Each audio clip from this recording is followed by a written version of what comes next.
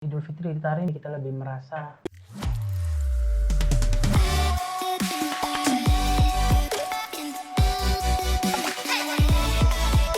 Kami datang membawa perubahan untuk menginspirasi, inovasi, dan edukasi.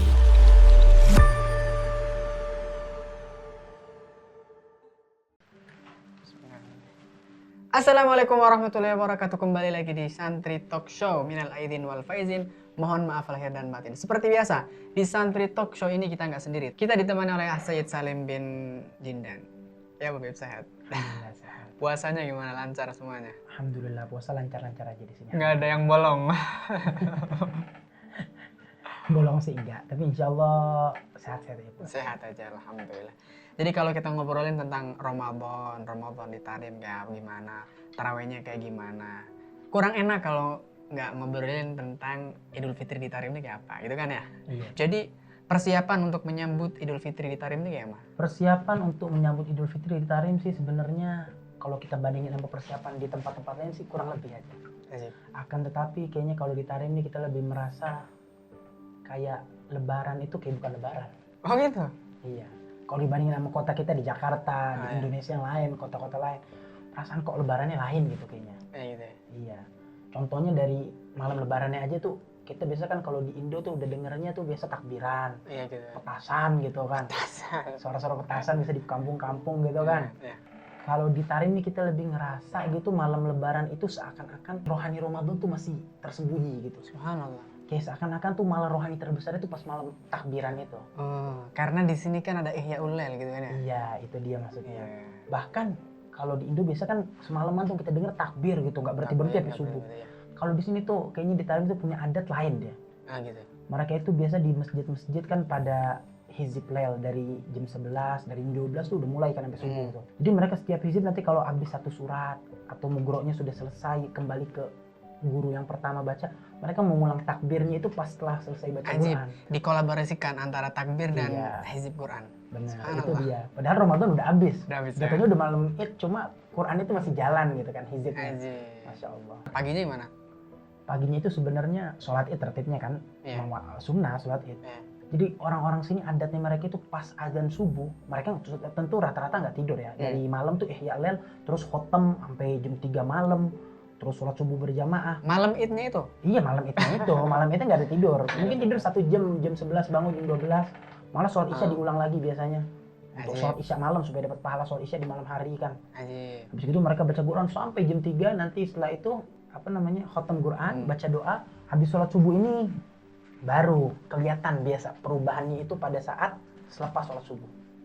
Selepas sholat subuh biasa itu ada orang yang membagikan kurma. Setelah lepas salam sholat subuh, tepat setelah salamnya langsung dibagiin kurma dan kopi dan air biasa. Ajib. Untuk membedakan, sama sebulan kita nggak pernah minum kurma sama Setelah fajar gitu kan? iya. Jadi untuk membedakannya mereka langsung semua setelah salam imam dari sholat subuh dibagikan kurma dengan kopi biasanya. Ajib. Iya begitu. Kalau kita di Darul Mustafa sini kan habis sholat Habib Umar biasa dibagiin kopi tuh sambil korma, biasa Habib Umar baca kitab. Baca kitab tentang pembahasan sunnah-sunnah sholat Id. Jadi Dari adab-adabnya gitu kan? Iya, adab-adabnya dari baju, warna pilihan baju yang sunnah, warna pilihan baju yang makruh. Terus dari untuk 15 menit, 20 menit untuk membahas adab dan akhlak sholat Id dan sunnah-sunnah mengingatkan kepada tulak begitu. Setelah itu baru biasa kita siap-siap untuk sholat Id. Mandi, pakai baju baru. Id kan? Baju baru. Baru kita turun biasa bersama Habib Umar. Kalau dari Darul Mustafa sini kita ada tialah biasanya. Ada zaf, kayak apa sih bahasa Indonya? Kayak Tialah. konvoy bukan ya? Konvoy pakai motor kan? Iya, Ini jalan kaki, kayak arak-arakan. arak-arakan gitu ya? Kayak arak-arakan. Arak-arakannya sambil takbir, cuma kan masih sunnah takbir. Takbir mugayyatnya masih, takbir mutlaknya masih sunnah. Masih sunnah benar. Jadi kita takbir ke masjidnya. Pas pulangnya nggak ada takbiran udah, tapi di sini pulangnya zafnya dia punya arak-arakan Ganti gosida. ya? Itu hari pertama Id hari ini kan? pertama. Itu aja acaranya udah? Oh ada lagi, kembali ke Darul Mustafa, terus ada kayak jalsa, biasa jalsa makan-makan gitu pagi-pagi. Pagi-pagi? Pagi-pagi itu ada jalsa makan-makan biasa bersama Habib Umar dengan tamu-tamu yang lain. Dengan sambil ada yang foto-foto kan hari Id gitu, yang foto-foto. Iya, kirim-kirim foto gitu kan? Iya, Keluarga gitu. biar udah seneng. cuma itu semua selesai itu sampai jam 8 aja paling. Pas jam 8 tuh kembali rasanya kita kayak bukan Id lagi udah. Jadi Idnya tuh dari subuh atau dari malam kita bisa bilang dari Ihya Lail tuh Id kita ngerasa. Sampai jam 8 pagi setelah itu udah gak ada Idnya habis dah. Gitu. Kalau di Indonesia kan kalau pas Idul Fitri itu kan ada kayak makanan-makanan khas ataupun makanan kuliner kayak ketupat ataupun apa gitu. Kalau di Tarim sendiri pas Idul Fitri ini ada makanan khas gitu nggak? Kalau untuk makanan khas khusus untuk di hari Idnya sih nggak tahu jenisnya apa, nggak pernah kita lihat itu yang khusus emang dikhususkan. Cuma biasa rata-rata sih di sini selama 5 kali Lebaran Idul Fitri. Masya Allah. Mereka itu setiap hari Id pagi makannya nasi putih.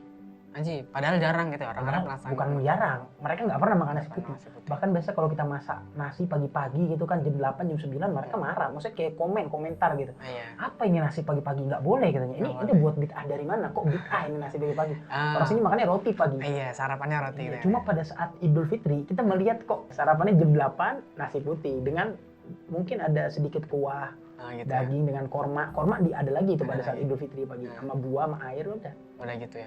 Maka iya gitu aja. Makan siangnya gimana? Makan siangnya nggak ada. Alasan mereka ngomong kita makan siangnya itu nasi sebenarnya. Nasinya udah kita pindahin ke pagi. Oh jadi siang digabungin gitu ya. Udah. Jadi yang siang, membedakan juga di situ kan ya. Iya, siang udah nggak ada makan. Udah nggak makan. Jadi makan sarapan sekalian makan siang. Padahal jam karena 8. makannya nasi gitu. Iya, karena makannya nasi. Padahal tetap jam 8 makannya. Gitu ya. Setelah itu nggak ada makan lagi. Mereka tidur habis gitu dari jam 9 biasanya. Sebab kan capek malam habis Ihya Lail. Nggak ada yang tidur. Terus untuk kegiatan di hari Idnya itu aja udah, nggak ada kegiatan lain wadat ataupun apa? Itu yang tanggal 1 Syawalnya bisa dibilang nggak ada apa-apa kecuali sholat aja itu tadi sholat Id aja. Lepas itu mungkin ada yang ngobrol sekedar gitu. Minal Aidin gitu, saling 10 menit 15 menit lah itu tidak ada. Mungkin wadatnya untuk agarip orang-orang Tarim aja ya sekitarnya ya. Iya mungkin yang di rumah yang pada istilah di rumah tuh punya keluarga. Iya mereka saling bersama keluarga kecilnya aja di rumah. Gitu. Terus yang membedakan banget gitu hari-hari Idul Fitri ini apa untuk Idul Fitri di Indonesia gitu? Kalau untuk membedakannya setelah hari pertama loh? Ya kalau setelah hari pertama itu kita emang beda banget. Sebab kayak nggak kerasa Lebaran. Balik lagi puasa sebab puasa di sini lagi. Kan ada yang namanya puasa 6. Puasa sita, som sita sunnah. Tidak diwajibkan untuk puasa itu untuk berurut-urut setiap hari. Cuma akan tetapi adatnya orang sini tuh mereka setelah tanggal 1 Syawal Lebaran mereka langsung menerusi puasa 6. Hari kedua dari Id langsung puasa Syawal, lagi. 2 Syawal, 3 Syawal, 4 Syawal, 5 Syawal, 6 Syawal dan 7 Syawal. Itu 6 hari mereka puasa.